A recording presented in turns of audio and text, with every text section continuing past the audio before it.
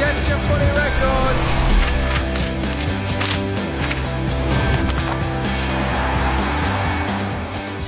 Hi everyone, welcome to On The Record, brought to you by Woolworths, as we take a sneak peek inside this week's edition of the AFL Record, Australia's #1 selling sports weekly magazine. It's the spring, so we've got Group 1 company this week in the co-host chair, my friend and colleague from AFL Media, the editor of the AFL Record, Michael Lovett. Michael, welcome. Thank you, Ashley.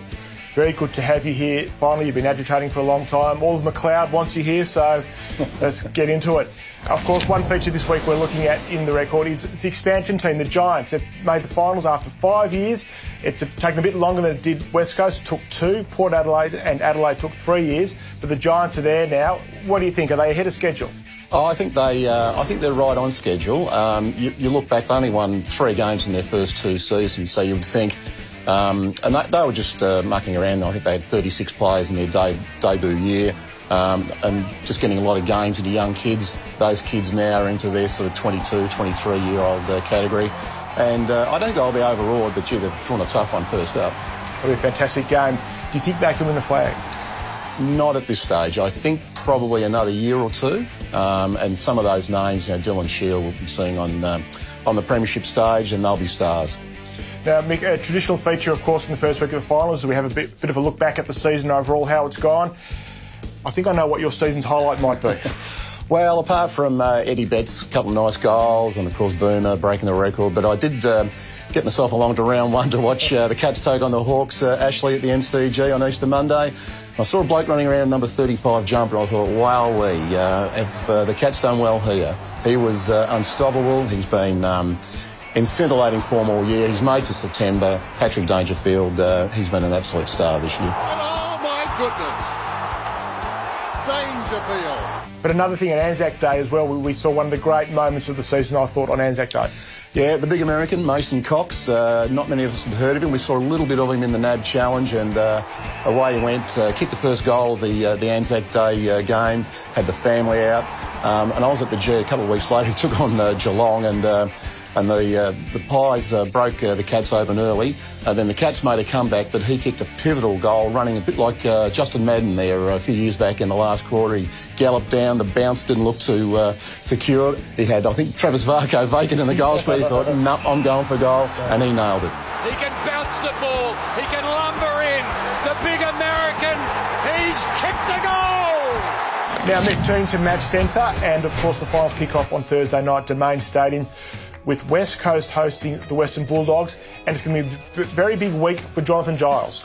Well, he's come from nowhere, hasn't he, with Nick Nat going down. You look back at his career, he was at Port Adelaide, didn't quite make it there, went to the Giants, had a couple of years, and then the big mummy arrived, so that was spent the end of his career there. Had one ill-fated year at Essendon last year where just nothing went right for the Bombers. And I was surprised he actually ended up at West Coast. Obviously, they needed a bit of backup there for a cover for Nat Nui, and now it's worked out. So good luck to him. And he could end up being the Clark Keating of the final series, particularly that big man and crash and bash, and he'll be really needed to be called on. Turning now to the back half, and Benny Collins and I had a bit of a debate about whether North did the right thing in ditching Drew Petrie, Nick Dal Santo, Michael Frieda, and of course Boomer Harvey. They play on Saturday night at Adelaide Oval against North. What did you think of that decision?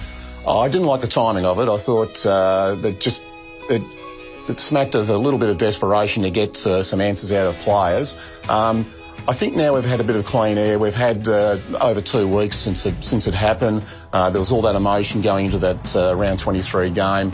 And I think probably the bye, the week off has done them the world of good in that department. I still would have kept Boomer. I think Boomer still had more footy in him, and I think he'll probably go on somewhere. The other 3, probably just about the right call. And do you give North any chance at all of winning the game? Adelaide will win easily. All right, thanks for joining us, Michael. And now let's have a look at my tips for the first week of the finals. I think on Thursday night, as we open up Domain Stadium, I think West Coast will be too good for the plucky Bulldogs by 28 points. Back on the Hawks bandwagon, I think they can beat Geelong in what will be an epic qualifying final Friday night. The Giants and the Swans will be an absolute barn burster, but I think the Swans will get by a couple of goals. And I agree with Michael from before, I don't give North much of a chance. Adelaide to win the elimination final on Saturday night. And now let's have a look at the finalists for the Woolworths Mark of the Year competition. Here's McKenzie, wasting no time. Drives it a long way from goal. Oh, Dore! Wow. Spectacular. And he drives it long. Danaher! Oh! Maybe that was big. That's all you want. Enright. That's one of the grabs of the year from Lobb. Back with a flight. It was never his. My vote will be going to Essendon's Joe Danaher. You can have your say by visiting markoftheyear.afl.com.au. So that's it for this week's edition of On The Record. Finals time now, so the record costs $10. We've got 4 covers, one for every game. Look for the kids in the green caps and the green jackets. Thanks for watching. We'll see you next time.